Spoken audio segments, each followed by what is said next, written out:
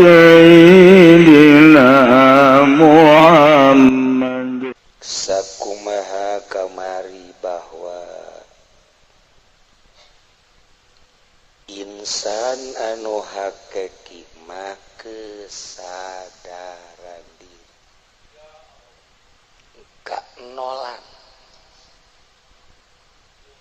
Semakin orang bisa sadar sadar didinyalah pangkat urang, didinyalah derajat urang,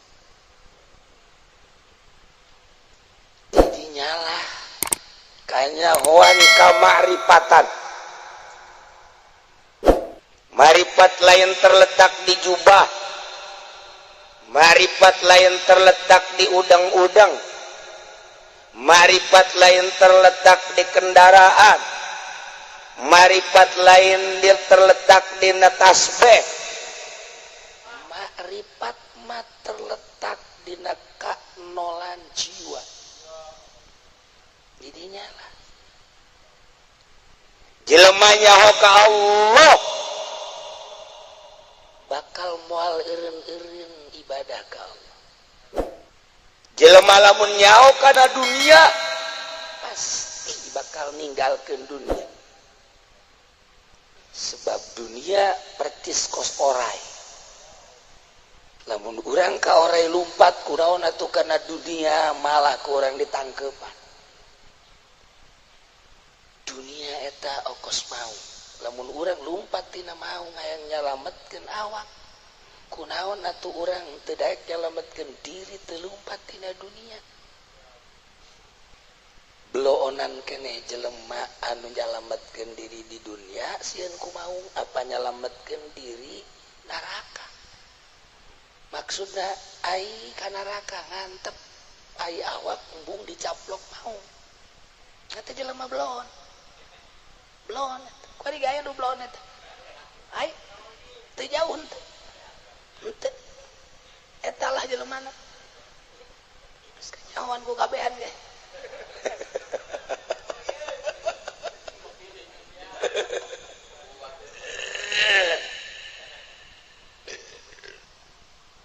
Eta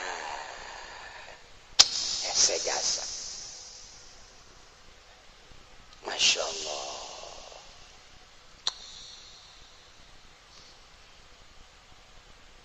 Li'anna lahun nisbatan ma'allahi ta'ala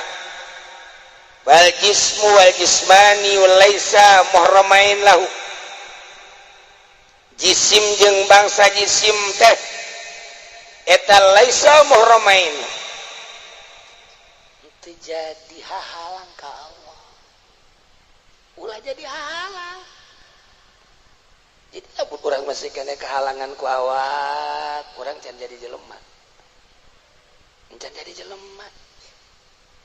Urang teh ngaca pungplak pengplek di hareupeun kaca. Hayang kadeuleu pantes make baju, mending mun ngora keneh kolot. Eta jelema kahalangan ku baju. Allah teh leuwih kahalangan, leuwih gede, leuwih abaju, leuwih gede tibatan Allah. Urang teh ngurusan awak teu reuneur. Di pandian ge make sabun capluk.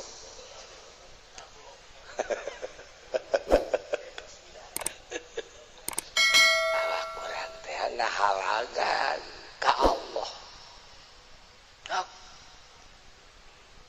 Lamun urang geus bisa nolkeun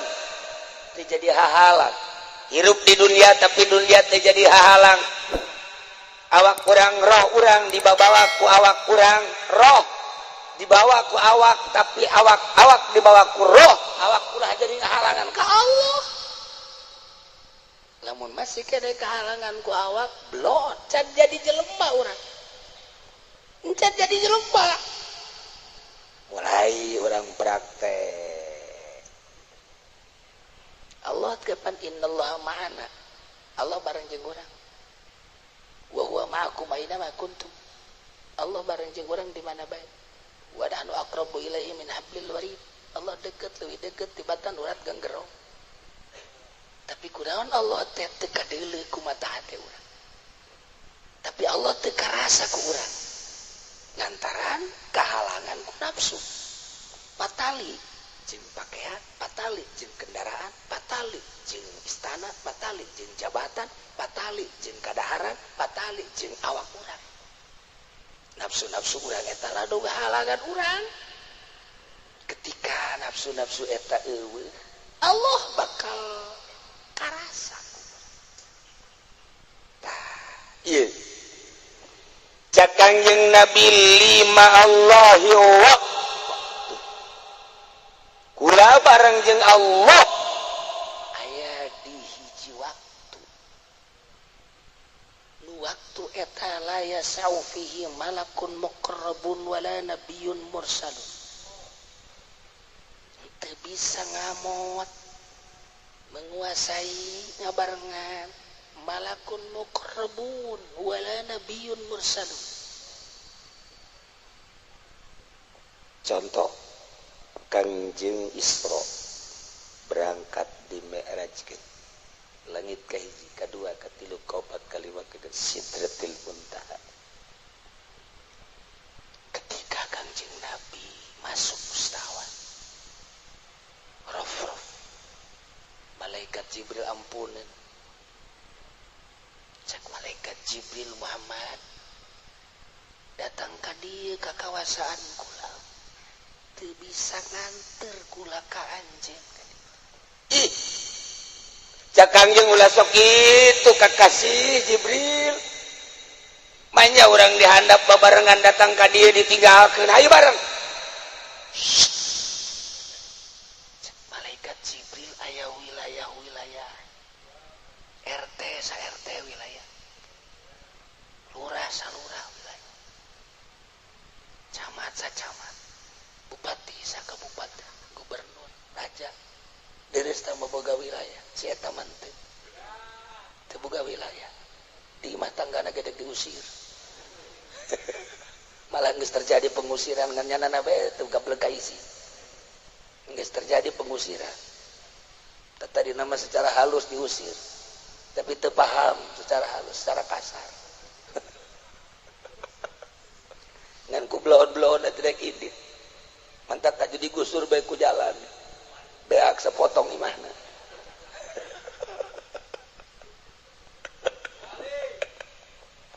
beak sepotong teu dibayar bebejana mah kabatur karena Allah di mana horeng nah, malah dek dituntut lain minta bayaran malah dek dituntut sebabnya na nyicingan tengah batur angel salilanya na cicing dirinya kudu mayar mantak teu loba omongnya na salah aing cek nya aju nyana musyawarah ki lamun terjadi pengusiran asli na kumaha indahnya kula ka majelis taklim nanaonan aing teu narima potongan kos kitu ribet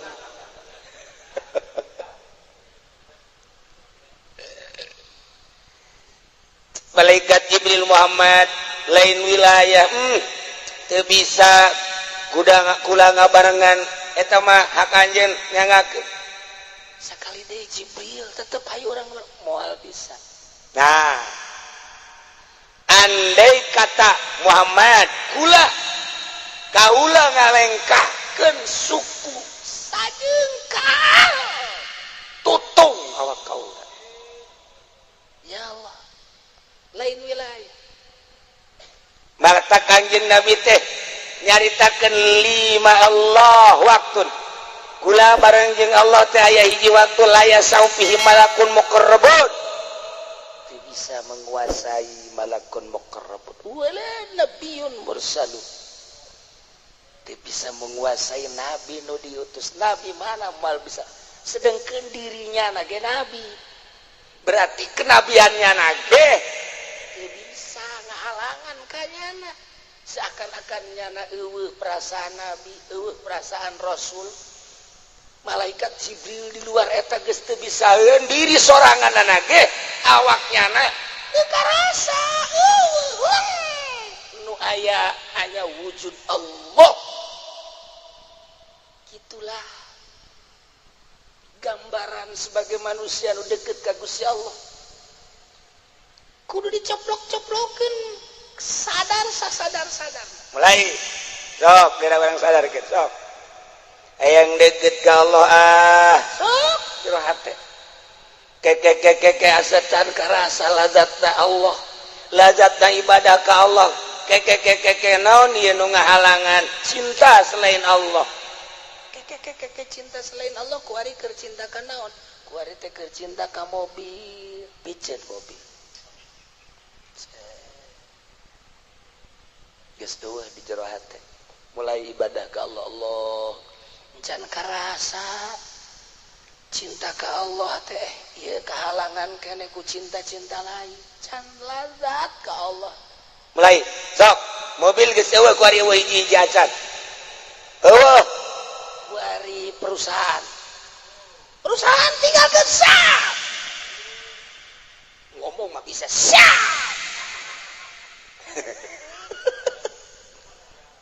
praktekna sabaraha bulan sabaraha tahun di jero hate ulah aya mobil ulah aya perusahaan alhamdulillah geus eueuh ku ari mah insyaallah kan salat Allahu akbar can naon aya cinta salian Allah nu ngahalang steril kan jabatan ternyata dina jabatan serahkeun jabatan dunia serahkeun jabatan serahkeun Allah masih kan oh aya cinta selain Allah sah pamajikan dikan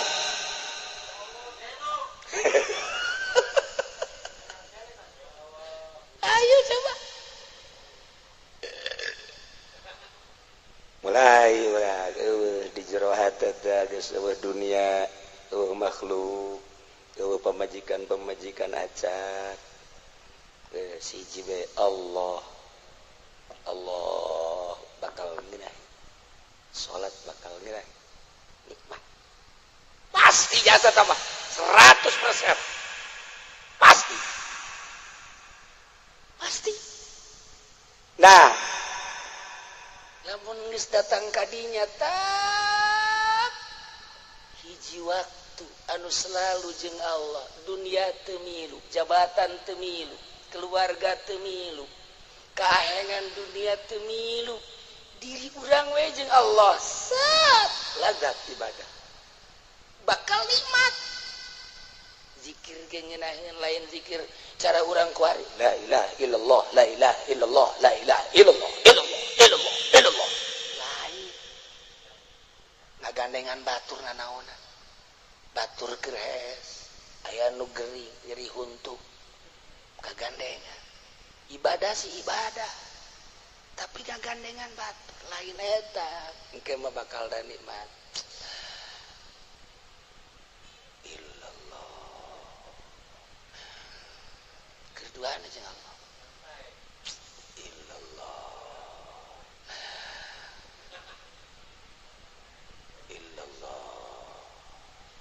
kebal teu kadenge sorana nu kadenge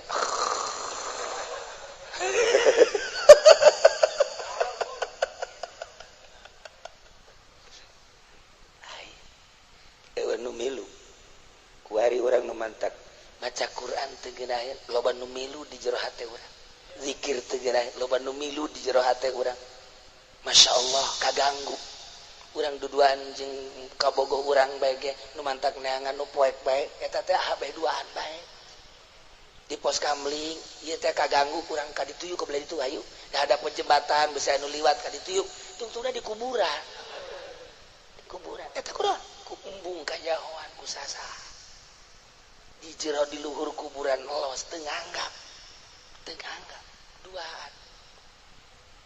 duaan di mana bae hayangna duaan bae embung kaganggu ku batur ulah aya nu milu ulah aya nu milu duaan bae bebas duaan mah dek nu luhur nu ditoel dek di handap dek nu di tengah nu ditoel dek nu mana ulah kanyahoan tuh urang ge jeung Allah ya dunia teu betah aing sebab keduaan jeung Allah aya makhluk teu betah aing keduaan jeung Allah nikmat ka jeung Allah tah lamun aya jelema geus bisa kos kitu saha bae nu milu bakalna ka beulem ajur moal kuateun urang hayang coba-coba lah cenah hayang nyaho nyana teh dianggap jelema luhur coba aing hayang milu jeung cenah sok sapoe teu kajawan 2 poe geus ulah ilu henteu nek milu bae ulah ilu milu bae sakadele biasa bae kadele anu aslina moal kuat sebab naon salat eureun Allahu akbar likum Allahu akbar likum Allahu akbar cakna ieu iraha eureunna nyana mah keur nikmat ka Allah urang mah mikiran iraha eureunna tolol teh coba tolol teh cara keur iraha ya Allah tuh nah kuari keur carita hijab hijab teh halang ketika urang ka Allah kahalangan ku dunia gerak urang leungitkeun di jero hati urang set hijab ka hiji eueuh urang mulai maju truk berangkat di ka Allah ka hijab ku makhluk aya bupatihan di hate aya gubernuran di hate aya presidenan di hate dan di hate aya lain buka hijeun set makhluk Allah dua hijab bahala kurang maju kuari aya nafsu biceuna nafsu jeung syahwat nafsu almaratu bisu biceun saya halang eta set maju urang tinggal ieu setan ngahalangan setan ngagoda kieu diperangan ku urang ternyata setan bisa ku urang set hahalang terus urang maju oh ja ieu oregadan jeung Allah teh ketika disingkap-singkapkeun eta bakal kadele ku urang singkapkeun dunia jorekna bakal kanyawan sebab urangna geus ngarasakeun nikmat jeung Allah makhluk jorekna kanyawan sebab urang geus nikmat ngarasakeun jeung Allah urang bisa nyaritakeun nafsu lantaran urang geus pernah nyingkapkeun nafsu eta bakal kanyawan setan nafsu eta atuh bakal kanyawan jelema kiceupna ge kanyawan leumpangna ge kanyawan make bajuna ge kanyawan ketika jelema make baju necis kemudian make sesengitan ieu teh kan kurang bisa dikajaokeun nu mantak nyana make baju necis berangkatna ti naon ieu masalahna nu mantak nyana make sesengitan sakitu hebatna naon buukna ge teu meunang aya hiji-hiji acan anu ka dieu rapih bila perlu make tukang bas coba panglempengkeun gitu nu mantak nyana nyisiran sakitu rapihna sabab nyisiranana de ka mana nu mantak nyana make baju moda gitu sabab make baju eta de ka mana nu mantak nyana make sesengitan begitu dahsyat sabab make minyakna de ka mana can kaartikeun kuari kieu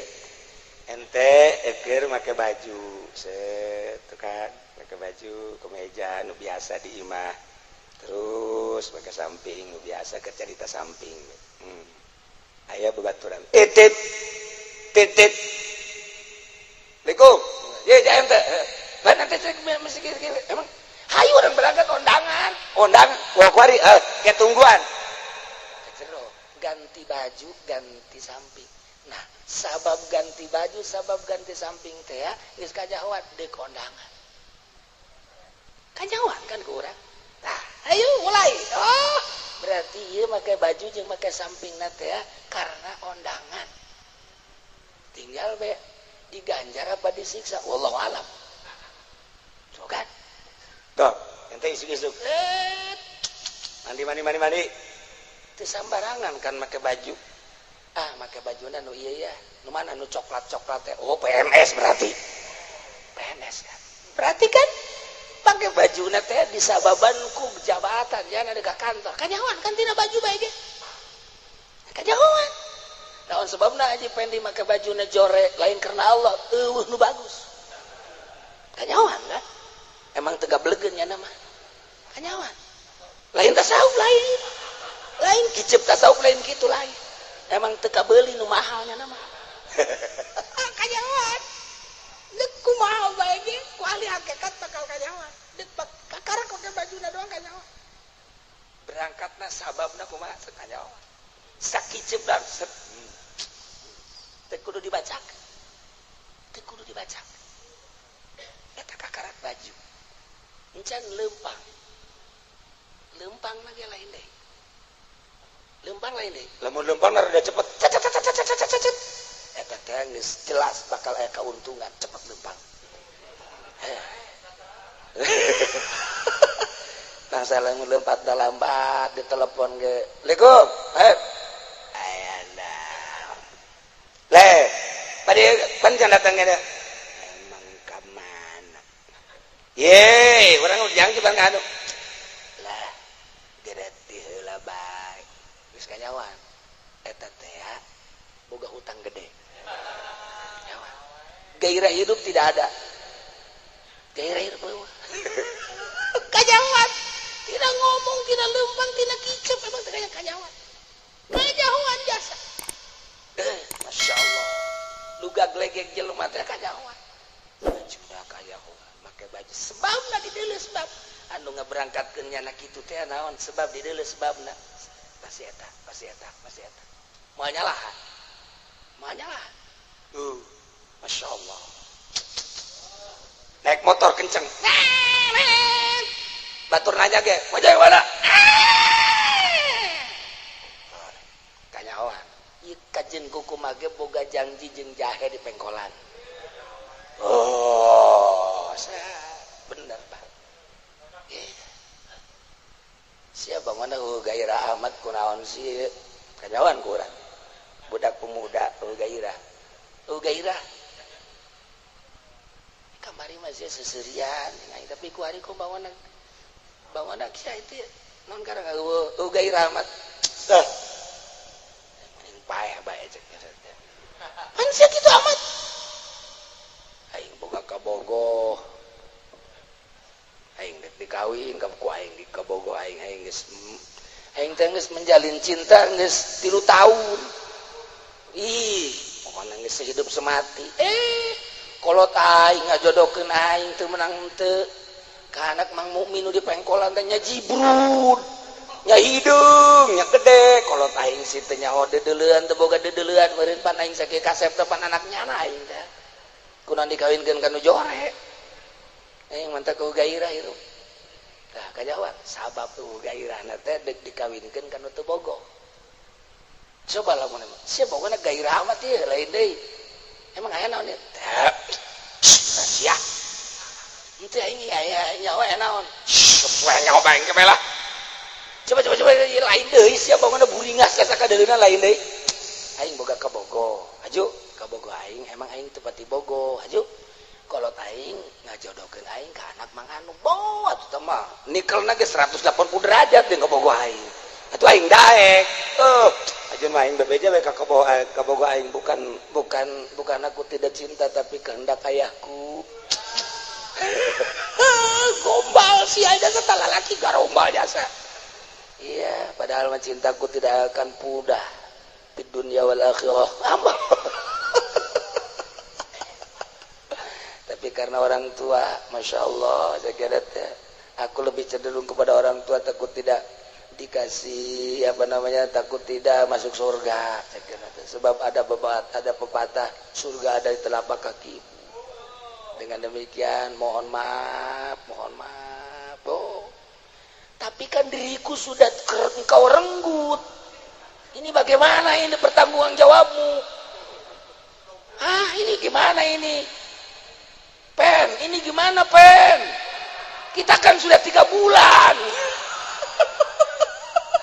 siapa si Pepen goblok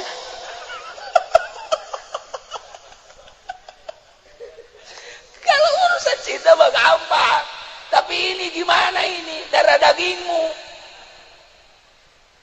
aduh udah kita ke dokter kita gugurkan gairah hirup teh kajawan sabab anu ngagairahkeunana sok nu mata kipu doli hujan-hujan ge berangkat bae diondang kanyawan Eman kan orang dongkrak anu mantak daek bae nyana ka ditu naon udah begitu sih ya barangan bae nu mantak Pak Haji Pendi lamun diondang itu mamaca ka imah mana ka daek bae naon coba nu mantak daek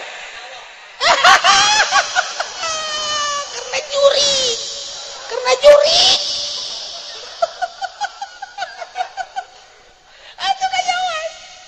dek kemana bae lumpat kajawan sok aja hayu mantak ngahakekat ya ngahakekat lamun encan nyaho ulah sok hakekatan jadi hakekok mungkin jadi kangjeng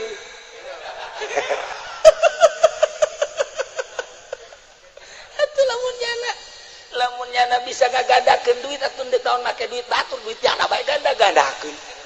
atuh kalau banteng sedekahkeun kunaon make ngaganda-gandakeun duit batur miliaran eta deui anu nuturkeun aku goblok kuali hakikat geus kajawan ya cinta dunia kanyahoan geura berangkat make pakaian eta naon berangkatna kadinya naon kanyahoan ti berangkatna mantak teu meunang kebenaran kudu berangkat lamun kebenaran kan teu jadi coba lamun kebenaran mah teu aya azam teu aya niat teu jadi tadi dileukeun berangkat da dongkrak anu mantak berangkat naon jelema ibadah bae ka Allah teu balik-balik ka imah di masjid bae ulah pajar tasawuf berangkat teh heula ieu budak di masjid bae naon sih nyawan teliti heula tasbih diputer-puter illallah salah setik masyaallah ya Allah orang kaget di imana dicarekan pae pamajikan masyaallah ginggiapeun ngaranna ginggiapeun lain tasawuf pelampiasan moal wusul maksudnya moal wusul bener salaman dengan moal wusul atuh berangkatna kudu sadar deka Allah boga guru ke aya nu ngalempengkeun kanyahoan tuh mondok kan kanyahoan mondok Waalaikumsalam ya. Mana teh anu kula boga anak nyerahkeunlah ka kiai didikeun mudah-mudahan we jadi jelema nu saleh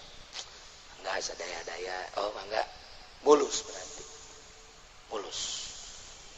Waalaikumsalam kiai boga anak sebel jasa gula kudaha itu tilok digawe tilok naon kadana ngabantuan urang mah guys daripada hese ngondok we kurang bener mah bener ngan kurang jadi Waalaikumsalam naon boga anak opat kiai anu hiji alhamdulillah anu hiji insinyur otakna ayaan anu hiji alhamdulillah sarjana anu hiji deui atuh usaha di imah ieu otakna kulon jasa kiai asana harapan ya hirup geus teh mah jang kiai bae ge sia lain dibere kos kitu tega pondok teh macam-macam. Waalaikumsalam. Naon? Nek masantrenkeun anak kiai. Nu mana anak? Ieu. Emang eta sakola. Tas ditangkap polisi. Kasus naon tuh tangkap polisi? Jaya kudu dibejakeun mah. Mimitina mah malingan anu kolot bae. Kabelah dia nu tatangga. Ajo mabok malu. Geus lah temen dipaehan teh teu kodom sabodok kiai bae. Lebih parah kan tuh mah berangkat pesantren macam-macam aju kiai na atuh biasa bae kiai na mangan nyaho berangkat masing-masing teh kos kali itu sabab anu berangkat ka pondok kos itu sabab pakai baju eta sabab kos itu eta kajawa teh jadilah hakikat tek eta keur dibukakeun hijab ke hiji makhluk piceun hijab kedua dunia piceun orang makin maju set ka hareup tilu nafsu biceun maju deh set setan oh usul ilallah mal bisa dibarengan ku sasaha sanajan dibarengan ku urang secara zahir kebal-kebal menyana ngaleng moal kuat kajen ku kumaha sebab cek Kangjeng Nabi lima Allah waktun la yasau fihi malakun muqarrabun wala nabiyyun mursal wal muradu minhu